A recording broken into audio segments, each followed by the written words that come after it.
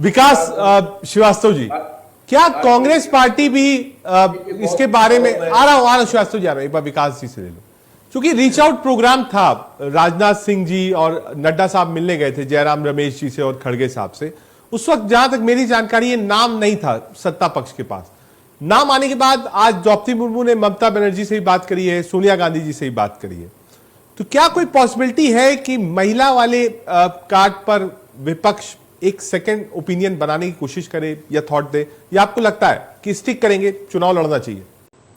देखिए, ये तो आपका बड़ा प्रश्न है जिसको तो रिस्पॉन्सिबिलिटी के साथ मैं नहीं दे सकता इसका जवाब। इसका जवाब तो यूपीए चेयरपर्सन दे सकती हैं या माननीय सोनिया जी के ही पास होगा।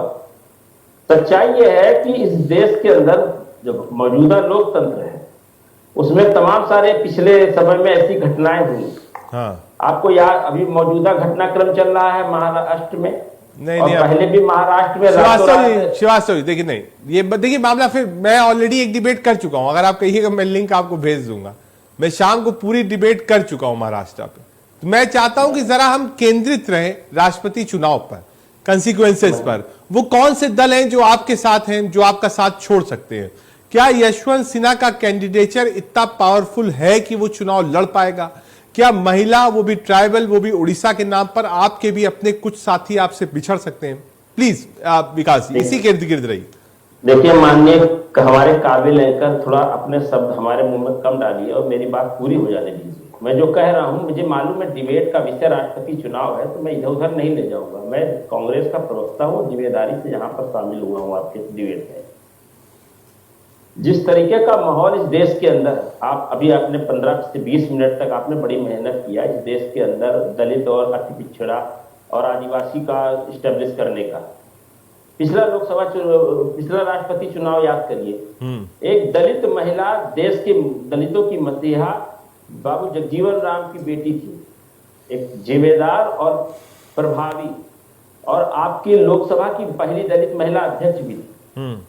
क्या उस मर्यादा का परिचय, क्या उस वक्त इस डिबेट में, जिस तरह आज आप लोगों ने 15 से 20 मिनट लिया इस देश का कीमती चैनल पे, कीमती समय जो आप लोगों ने लिया इस विषय को स्टेब्लिश करने के लिए कि कांग्रेस या यूपीए जो है आदिवासी विरोधी बात करेगी, जिस तरीके की नसीहत कांग्रेस या यूपीए को दी जा रही है, इस देश का लोकतंत्र इतना खतरे में है कि राष्ट्रपति को पता नहीं है और सरकार बदल जाती है। पिछली महाराष्ट्र का घटनाक्रम हमको याद दिलाने की जरूरत नहीं है, आप जिम्मेदार लोग हैं, सब पता है आप लोगों को। कर्नाटक भी होता है, विधायकों को जबरदस्ती अपहरण कर करके पूरे देश भर में घुमाया जा रहा है, यह भी विषय है। आज जो राजनीतिक दल आज खड़े हो जा रहे हैं सामने, जिसका ये मतलब नहीं है कि यहाँ विप नहीं जारी होती है। क्या होगा ये तो तब पता होगा जब राष्ट्रपति चुनाव का परिणाम आएगा। और हमारे पास जीत के मजबूत आंकड़े हैं। 2,59,892 वोट अकेले यूपीए के पास है और 2,92,894 यूपीए के साथियों के साथ। कौन कौन है जैसे श्रीवास्तव जी,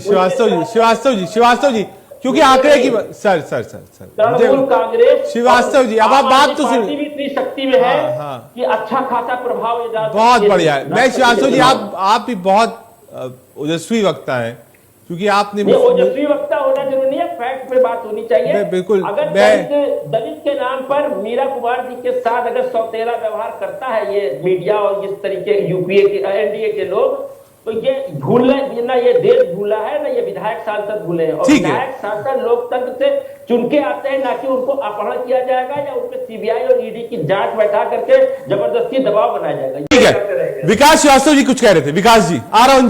देखिए, 2 अक्टूबर महात्मा गांधी के जन्मदिन पर रोहिणी आयोग का गठन भारतीय जनता पार्टी ने करवाया।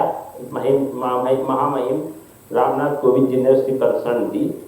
आज करीब 12 से 13 बार उसका कार्यकाल बढ़ चुका है, अभी तक दलितों की समीक्षा नहीं हो पाई, पिछड़ों की समीक्षा नहीं हुई। उस आरक्षण को उन्होंने कहा कि उसमें कुछ क्रीमी लेयर बिरादरियों को ही लाभ मिल रहा है, उसका लाभ सबको समुचित नहीं मिल पा रहा।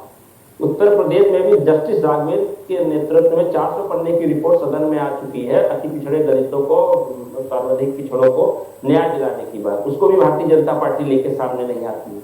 पर जब वोट की बात आती है, तो जब खुद का चुनाव था, जब मीरा कुमार जी लड़ रही थी, तब उस वक्त ये नैतिकता और राजनीतिक और पिछड़ापन दलित उत्थान की बात नहीं समझ में आ रही है।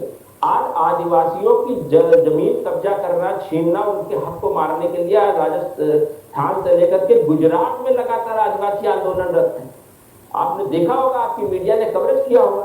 और जिस छत्तीसगढ़ और झारखंड की आप बात कर रहे हैं, वहां पर सरकार इस बात के लिए बदल रही है कि भारतीय जनता पार्टी के शासनकाल में लंबे समय तक लोगों ने वोट दिया, इसके बाद अति पिछड़ों, दलितों और आदिवासियों के साथ द्वैत दर्जे का व्यवहार किया गया, इसीलिए आज छत्तीसगढ़ और झारखंड में इनकी सरकार जा चुकी है। और भारतीय राजनीति में इमोशन कार्ड खेलना चाहिए, हो सकता है दांव पड़ जाए, पर ये जो राष्ट्रपति का चुनाव है, ये विधायकों द्वारा वोट होगा। और विधायक और लोकतंत्र की रक्षा करने के लिए जो लोग सामने आए हैं, उनको ये भी पता है कि भारतीय जनता पार्टी साथ लेने के बाद करती क्या है।